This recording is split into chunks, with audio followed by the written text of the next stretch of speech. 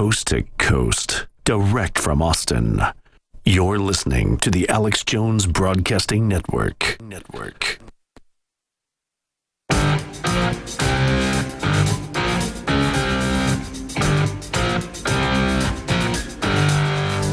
Leading a frontal assault on the lies of the New World Order. It's Alex Jones on the GCN Radio Network. Welcome to the Alex Jones Show. I'm David Knight here live. We've got a very important show today because America is really at a crossroads, I think, of corruption. Of course, it was probably less than 2 weeks ago that Alex had Colonel Pete Martino in here, retired Marine Colonel. And he was talking about how the real issue before America that impinges upon all of these other issues, whether it's the police state or the drug war, is really an issue of corruption. And I think this is really brought to the forefront now here in a story that's breaking here in Austin about the indictment of Governor Perry here. This is 2 felony accounts that they're coming at him with. It was a story of local corruption a year ago, and we're going to show those of you who weren't following this. I think we covered it a little bit, just talking about how outrageous it was that we could have the highest law enforcement agent in the county behave this way and refuse to resign. Strictly because of political reasons, the Democrat Party is supporting her, keeping her in office, even though it reveals some very, very troubling character issues with this district attorney who is actually in charge of the state public integrity unit. LOL. I guess they need to put that in back of it instead of like LLC. I guess if she's in charge of it, they ought to call it public integrity unit, LOL. Because she was getting $7.5 million of state funds. And Rick Perry said, if you're going to do that, we're going to have somebody who actually hasn't damaged their integrity publicly. We're going to be talking about that in the next segment. We've got clips of that coming up for you. Alex Jones is going to be coming up with Max Kaiser. And we've got a lot of breaking news from Ferguson. We have a lot of new news from last night. Of course, our crew is still there, and there were more tear gassings last night. Of course, there's a difference in the way the mainstream media, especially CNN, is reporting it and the way that it really happened. And we have people there on the streets. We have Jakari Jackson, Joe Biggs, and Josh Owens are there on the street reporting this. So we're going to tell you what really happened, not what the police press report says. And we're going to take a look at what's going on. This has become, of course, a very large national story. It was just last Friday. More than 1,000 people marched in Times Square protesting what was happening in Ferguson, because what is happening in Ferguson is something that we're seeing over and over and over again, the militarization of the police. Yet we see the feds, especially Attorney General Eric Holder, pretending that this is somehow something that is unique to that particular area. No, the reason this is a national story is because the militarization of the police is something that's being done by the federal government. They're changing the rules of engagement. They're changing the way that they treat the citizens on the street. They're changing the way that they're equipped. And they're encouraging them into this kind of confrontational belligerence. That's coming from the feds. And so for the federal government to come in and say that they're going to now be the saviors riding in on a white horse is a little bit hypocritical. It's way hypocritical. So we're going to be talking about that. Of course, the governor of Missouri, Governor Nixon, has been on several of the Sunday political talk shows. We're going to talk about what he's saying. We're going to look at it from the perspective of eyewitness reports. We're now having some eyewitness reports surfacing, a little bit of contradictory information from some of these, so we're going to take a look at that, and also the Second Amendment and how that impinges upon all of this. Of course, we've talked about how the people who did not suffer from looting were the store owners who stood there with guns to protect themselves because the police were standing down. The police don't seem to be able in Ferguson, as in many other places, to distinguish between stepping up and protecting people from looters or coming after peaceful protesters. They stand down when they see looters, but when they see peaceful protesters, they seem to get aggressive. The people who stood there protecting their property with firearms were the ones who didn't have their businesses burned down.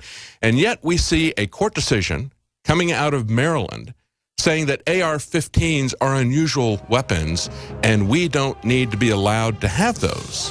So we're going to be coming back with more information about that and other court decisions that have surfaced recently about the Second Amendment and how it impinges on your rights to protect yourself, whether it's from looters or an overly aggressive government. Stay with us. We'll be right back.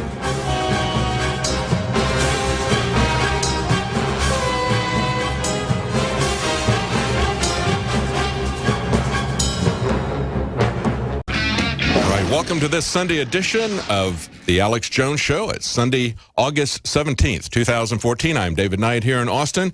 We have Alex Jones coming up with Max Kaiser.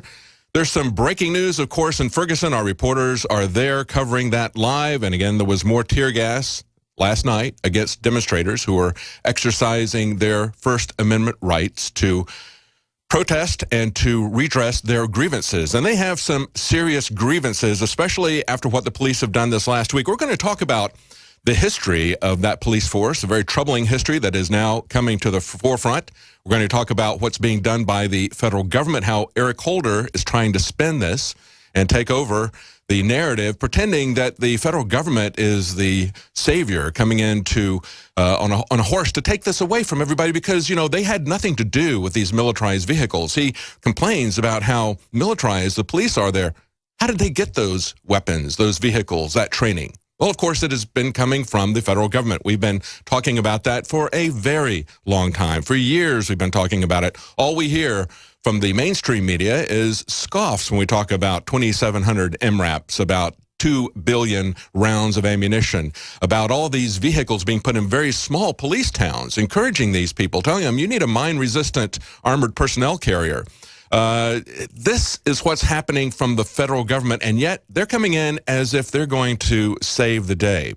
Of course, this is really all about corruption. And as Alex Jones had a couple of weeks ago, retired Colonel Pete Martino, who got involved in this because of the federal government militarizing a small town in New Hampshire where he lived. He said, "Can't you see what they're doing to our country?" He had seen this abroad when he was fighting in Iraq and Afghanistan. And he said it's about the mission statement. What is the mission of our various agencies? They've lost their way. They've lost their way from the top down. It's really fundamentally about corruption. And I think a good example of this is what's happened here just this last weekend. Late on Friday, there was breaking news that Governor Rick Perry has been indicted for abuse of office and for coercion. Yes, it's a story about corruption, but that's not the story. I think the real story is the corruption that is encouraged and tolerated because it can result in political gain. And what we see with what was it was a local story, I guess about a month, it was 4 months ago, a year, it was back in April of 2013, that the district attorney here in Travis County, the highest ranking law enforcement official here in Travis County and in the state, was convicted of drunk driving. And what happened there, it wasn't just a single drunk driving conviction, but it was the way that it happened. And I want to play for you a short tape of this. And if you're watching this, you can see the B-roll of how she reacted once she was arrested for drunk driving. Here's a little clip. And you're going to ruin my career, and that's fine. That's not the intent of what I am here for. And I just... Now that clip is she just keeps going on about her career. She can barely stand up. You don't see it in that clip right there, but we have some other clips where there's a very long, about a 15-minute video that they recorded on the police car dash cam, and she was staggering so much that both officers had to help her. Now, they didn't pull her over. She was reported to the police by a motorist. It was so bad. She was going across the lanes. She was actually 3 times the legal limit. She had an open bottle of vodka in the car. She told the police that she'd had some vodka. Later, she changed her story, saying that she'd had a few glasses of wine while she was watching a movie. Maybe both of those are true. I don't know. But she got very abusive. As you can see in this B-roll that we've been running here, she got so abusive in the jail, so violent, that they had to constrain her. She just kept shouting about her career. You're doing this to my career. Absolutely no concern about the danger that she put people in on the road, simply concerned about her career. And of course, the Democrats did not want her to step down. Even though it was very embarrassing for her and for the Democrats to stand behind her, they didn't want Perry to appoint a Republican in her place. So instead, they stood with the corruption because it suited their power play. It was purely